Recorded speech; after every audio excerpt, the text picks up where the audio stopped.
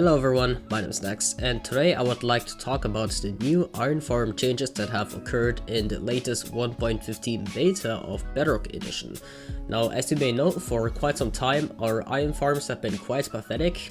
That means the best designs maxed out at 40 ingots per hour, which was quite sad. But recently, or rather in this update right here, as you can see on the top of the screen, there's a beta info. In the beta 1.15, there have been some changes to iron golems spawning. Now, these changes are not very big at all, so the basic rules still apply, and the basic rules would be that iron golems spawn if there is at least 10 villagers and 21 beds, and they spawn in a 16x16, and I don't remember the height, box centered on the center POI. So that means that we have to have the beds in the center of spawning platforms, and if we want to maximize the rate, we want 2 spawning platforms and 20 villagers. Now you can add more villagers because for every 20 villagers you have more chances of golems spawning, but there is a large diminishing return the more villagers you add, so the optimal amount is just to have 21 beds and 20 or 21 villagers and 2 spawning platforms. Now what I have built up right here is exactly that. We are using 2 spawning platforms and 1 lava blade kill chamber. This is because golems are not affected by looting or trident killers at all. And yeah, so basically we have that set up, and it basically just makes the golems spawn in water and funnels them straight into the lava where the iron gets collected.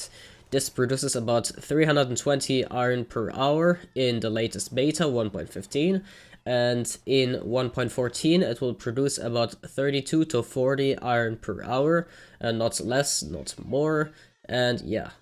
Now what has changed from 1.14 to 1.15 is that, first of all, it seems like golem spawning has increased by around 10 times. So we don't know yet for sure because we don't have the official Bedrock server software to decompile for us to check the code for the actual spawning chance. But previously, the spawning chance for a golem to spawn was 1 in 7,000 for every game tick. And that is probably no longer the case, so from what we know, it might as well be 1 in 700 or 1 in 1000.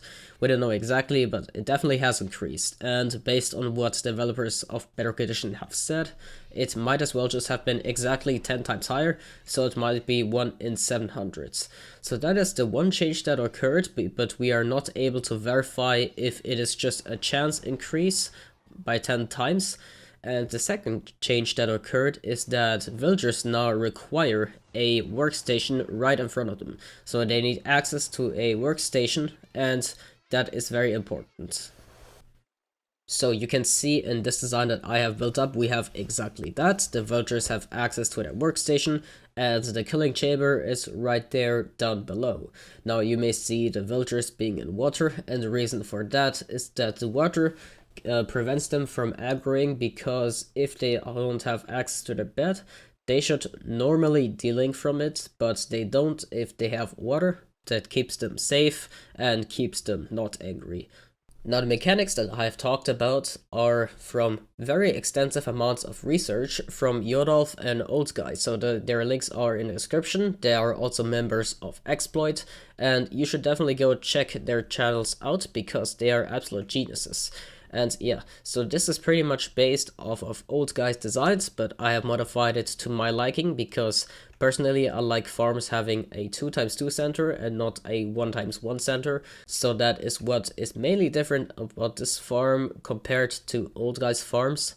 And well, yeah, it's a basic iron farm design, double platform, villager trading module down below, kill chamber. It's pretty much what all the good iron farm designs in Bedrock are consisting of. The spawning platforms are also laid out so that no matter where the village center is from these beds, it will always cover all of the spawning spaces. And it is double platform for higher chances of golems to spawn. So, like I said, it will produce 320 iron per hour or more. The rates are yet to be determined because we were not able to test a lot yet, and we don't have much info since we are unable to decompile the code for now. And Well, this is a pretty basic design, and if you want to build something like this, I highly suggest checking out Old Guys Trading Hall Iron Farm Hybrids, and that would be probably what you are going to look for, because it will work in the current version, which is 1.14, and the beta that I'm playing on right now, 1.15. And of course, the rate changes all occur in the beta 1.15. Now I am quickly going to show you how to build this basic design of mine. So you're going to want to go up by 4 blocks and then place a 5th block, remove the 4 blocks down below, and you're going to want to make it 24 long. So that's 16, and then 1, 2, 3, 4, 5, 6, 7, 8, that's 24. Do the same right here. 1, 2, 3, 4, 5, 6, 7, 8. And then you're just going to want to finish this up. And what you have to know about this is that this is the first spawning platform, and we are going to make it 3 blocks thick. And basically what that is going to do is that the water is going to cover the whole spawning platform, because by default water only flows 8 blocks. So we're just going to finish this up. As you can see, all the edges are 3 blocks thick, well, except for this one, but now they are. Now what you're just going to want to do is make a glass L shape on every of those corners. And what we're going to put between these glass L shapes is stairs. Now these glass L shapes will prevent that infinite water sources form, and that's the entire platform will only be flat water sources, because it has to stay flowing water, of course, for the golems to be funneled in properly. And what you're going to want to do after that is just fill out this entire inner space, and 1 block lower, of course. Now once you have that completely filled out, you can waterlog all of the stairs on the outside, and you will notice that it will leave a 2x2 block opening out. That is of course where our kill chamber is going to be, and you can easily tear that out right here. So that of course will be where all of our golems will be funneled in. Now you can just go up by 3 blocks, remove those 2, and you're going to want to make a formation of blocks. Can be any blocks because they're temporary. That looks exactly like mine, and we're going to place all the beds on top of that. It doesn't matter what orientation you build this little formation, all you have to do is place the beds on top of it. So just go like this, place all the beds, very straightforward. There we go, and that should be exactly 21 beds. Just remove that down below. There we go. Now just go out 8 blocks once again, and you're just going to want to repeat the exact thing you did down below. So just rebuild that on the top. Now once you did that, it's going to be very simple. You're just going to want to go right down below and choose on which side you want your chest. So we're just going to build it here, because why not? Make a 2x2 hopper formation. Just close that off with any type of block, but glass, you know, glass is fancy. Now just go above and right into here. And what you can do is place buttons here and buttons here. Jesus. Okay, never mind that. Whatever, we're going to fix it later. And just place some lava. And that lava, of course, is where your golems are going to be killed. Just place that back. And, well, that is the initial iron farm design complete. Now we're going to get our villagers in place. Now do note that since this is not really a tutorial, I will not be going in depth with villager mechanics, but what you basically need to know is that you don't want any beds or workstations within about 100 to 200 blocks from this iron farm for it to work properly. Now, how you want to set up these villagers down below is all up to you, but they all need to be inside of water and have access to their workstation. So what we're basically just going to do is grab ourselves some blocks. Let's grab ourselves some glass and of course some solid blocks. Okay, and what we're going to do is just measure out so that we have about 20 spots. So 1, 2, 3, 4, 5, 6, 7, 8, 9, 10. 1, 2, 3, 3, 4, 5, 6, 7, 8, 9, 10. Just make something like this.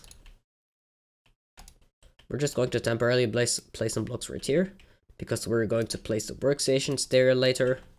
Let's just place some of that on top. Fill that with water.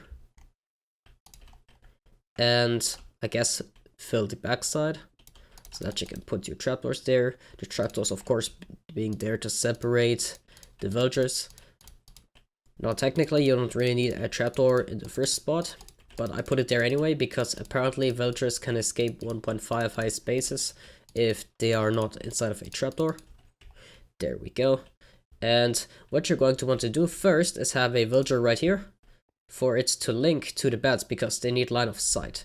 Now you can put a villager right here, you can see that link, and if you want you can sacrifice that villager. That is what I'm going to do now because yeah, he's going to be jumping around a lot, and well, the other villager is already linked, and that's all we needed to get started. How did he get out? Whatever. Anyways, just place in more villagers in all of these spots. We do not know yet if nitwits are fine in 1.14, so we're just going to kill him. All we know is that the villagers need access to their workstations. Now technically you can leave them jumping, but that annoys me a little, so I'm just going to push everything into place. You can just push on glass and eventually it will stop jumping because they will be stuck under the glass. And of course eventually you will reach push limit on one side, so just go to the other side. Alright, now that they're not jumping anymore, let's just cover that up real quick. And well, now all you need to do is place some workstations, and you need to make sure that each villager has access to his own workstation. So now if you are lucky, it will link to its own workstation, but as you can see, we are not. So we're just going to remove that and put it where his own villager is, and then do the same process. As you can see, it links to back there, so you just need to put the workstation where the villager claims it. So as you can see, we're done placing the workstation, and that's it. That's the entire thing. Now it will spawn golems and everything will spawn down there. Now again, check out Old Guy and Yodalf for more iron farm and villager mechanic stuff, link in the description. And well, I am not really a villager mechanics guy, so there is obviously the possibility that I have said some stupid stuff in this video, and feel free to correct me. Bye!